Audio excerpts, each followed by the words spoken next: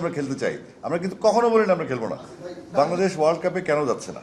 Bangladesh world কাপে যাচ্ছে security থ্রেটের কারণে।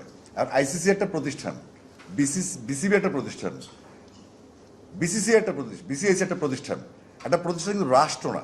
একটা রাষ্ট্র যখন সিকিউরিটি, যখন জি কথা হয়, তখন কিন্তু আসলে নিরাপত্তার ইস্যুটা আগে আসে।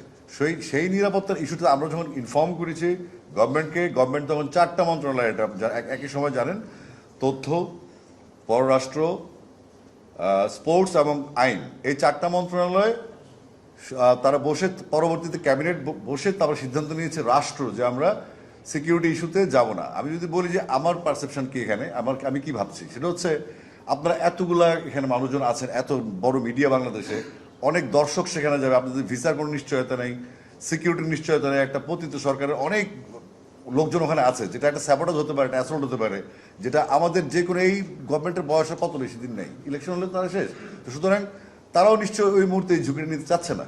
তো সেই ঝুঁকিটা এড়ানোর জন্য হয়তো গভর্নমেন্ট ডিসিশন নিতে পারে, বাট বিসিবির কোনো এখতিয়ার নাই যে আপনার এই সিকিউরিটি নিয়ে সর্বোচ্চ কথা বলা। কারণ বিসিবি একটা প্রতিষ্ঠান, স্বায়ত্তশাসিত প্রতিষ্ঠান, তার কোনো রাষ্ট্র নয়, আইসিসিও রাষ্ট্র নয়। সুতরাং যখন রাষ্ট্র টু রাষ্ট্র কথা হয়েছে, তখন আমরা ওখান থেকে কোনো রকম রাষ্ট্রীয়ভাবে কোনো রেফারেন্স আমরা পাইনি, নিশ্চয়তা পাইনি যে আমাদের নিরাপত্তা দেওয়া হবে।